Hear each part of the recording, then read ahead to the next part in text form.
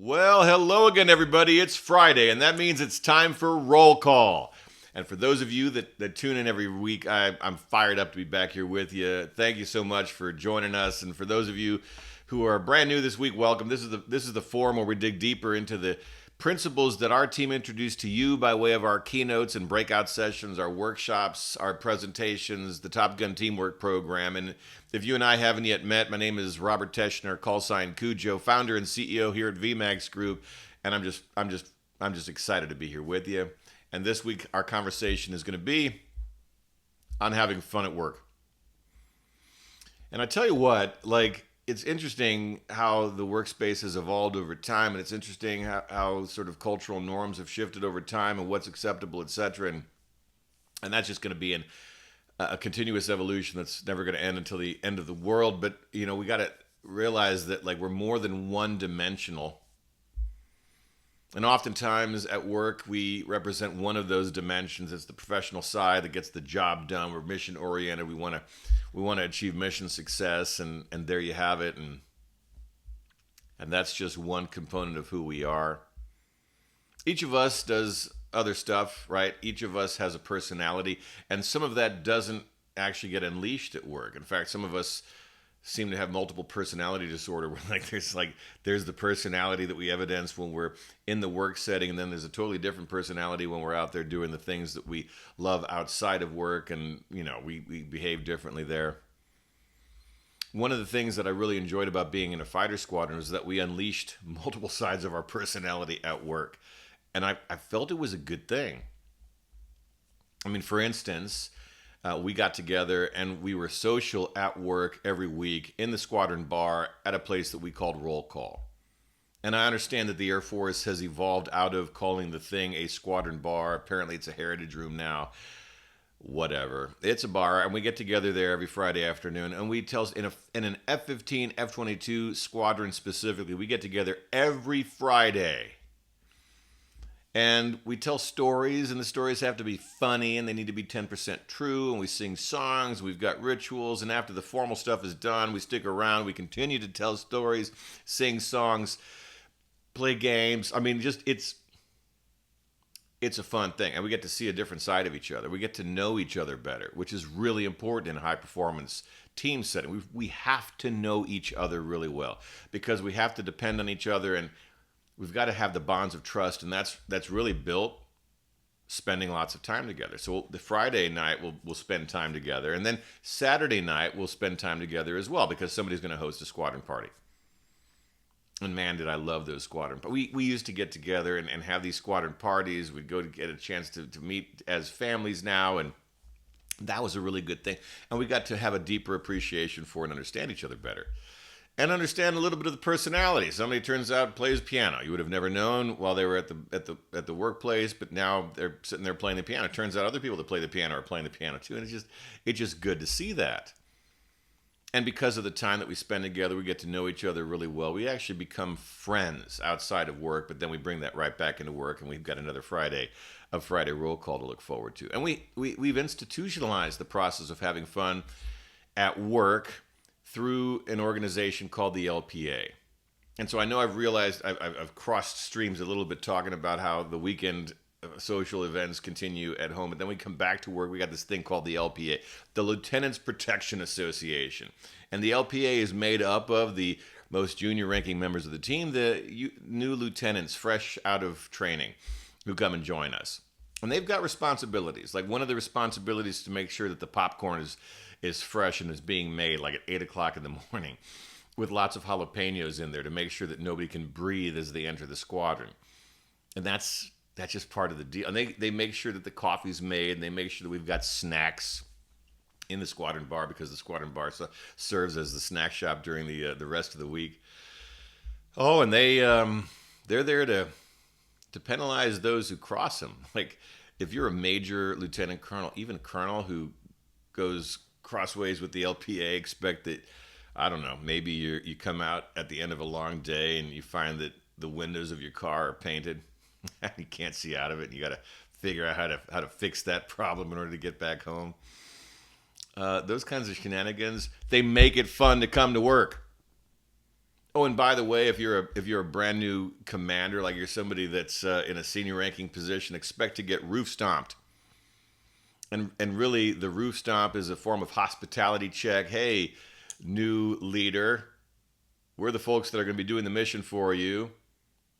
Welcome us into your brand new home, and they're ready to welcome us. Like folks who come into leadership positions in fighter wings, they're ready to be roof stomped, and they are stocked and they're ready. And as soon as the entire squadron shows up at the front door in their flight suits, they open the door.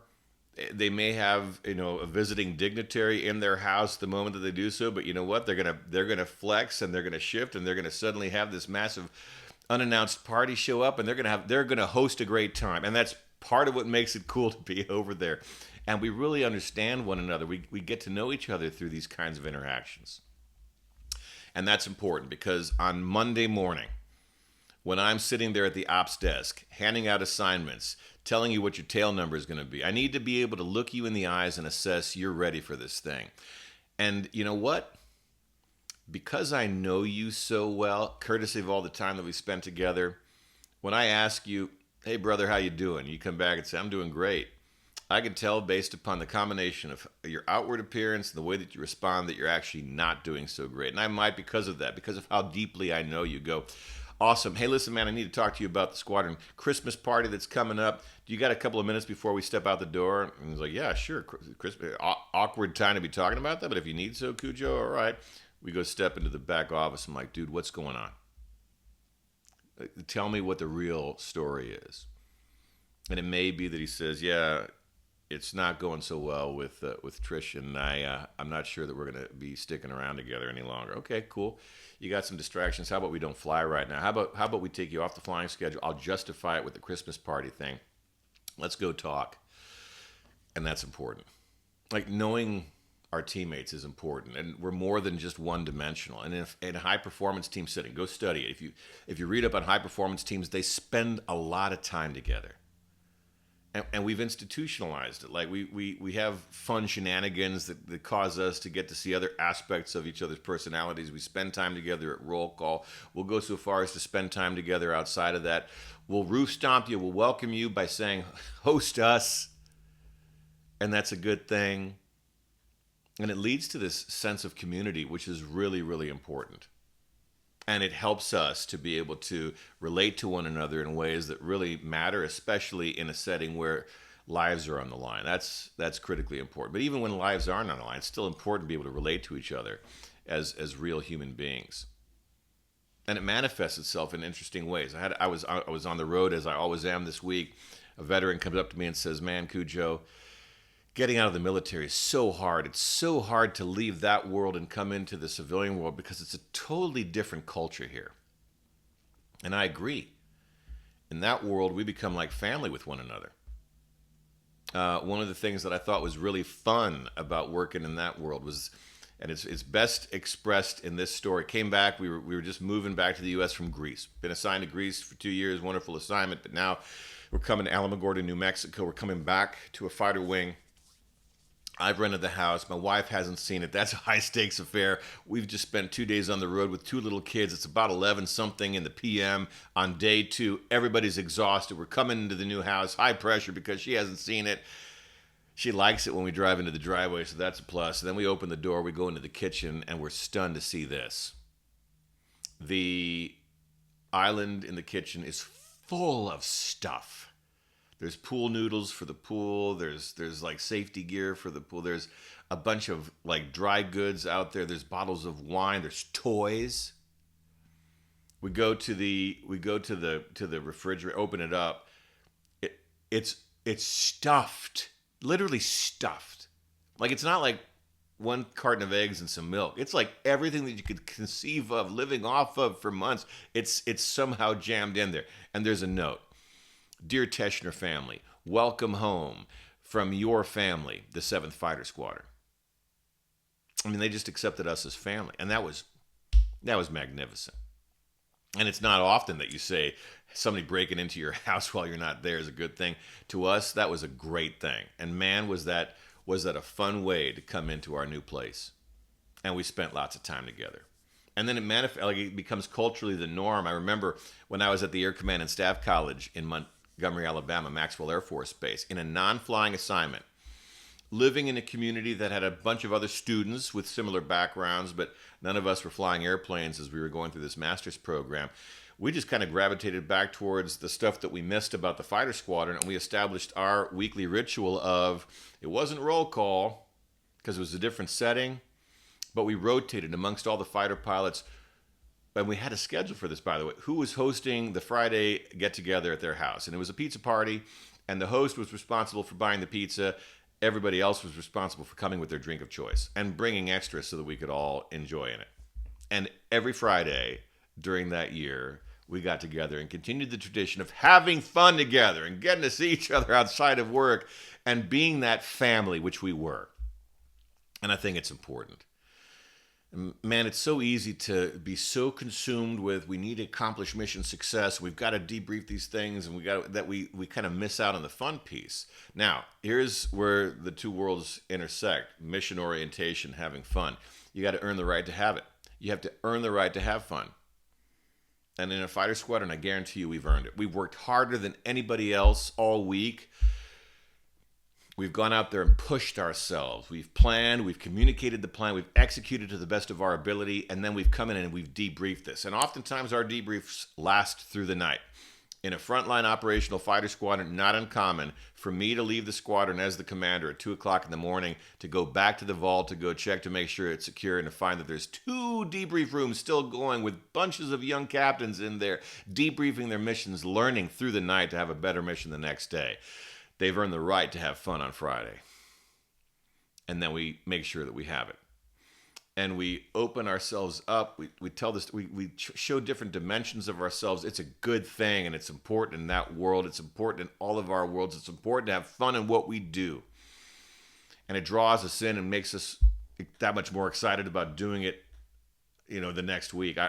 I'll tell you, as a brand new member of a fighter squadron at the 58th Fighter Squadron, Eglin Air Force Base, beautiful Fort Walton Beach, Florida, my happiest day of the week by far was Friday. I would wake up with anticipation of getting together with the squadron at roll call and just hanging out with my friends.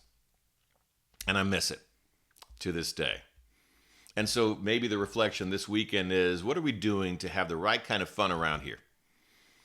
And it may not be appropriate for you in your business to open up a squadron bar, and it may not be appropriate to sing songs and do all the shenanigans and have an LPA and whatever else it is that we talked about today. But what are we doing to intentionally have fun around here? I remember coming into a conference on the heels of the pandemic. I was in Orlando, Florida, one of the first conferences that I went to. I got there at like 11 p.m. I come in, I'm exhausted from traveling across the country. Got a broken colon, it's hard to do that. Show up, and I'm just impressed by how loud it is in the lobby area. It turns out the main bar was in the lobby area, and everybody was there. And you could tell from the noise level, the people were just so overjoyed to be in each other's company again. They were so happy to be connected again in person. It just made sense to go out there and to have fun, to blow off some steam and have fun that night. And I was overjoyed to see it happen. What are we doing to have fun, appropriate fun in the work that we do? What are we doing to get out of the one-dimensional? It's all about just getting to mission success here in order to drive a connection with our teammates and in order to inspire those teammates to want to keep on going out there and achieving mission success. I think that's a valid concern, and it's a tough thing to answer. That's a tough question to answer when we've got a distributed workforce. But don't tell yourself it can't be done. Don't give in to the self-limiting belief that it can't be done, because that's not true. We've just got to find innovative ways to make it happen. And that's on you as a leader to figure out. Bottom line, fighter pilots have fun. I think having fun at work is a good thing. And that's our reflection this week. And just know that all of us here at VMAX Group have fun teaching you what it is that we lived to help you to lead better. We're rooting for you in doing so. And I look forward to speaking with you again next Friday.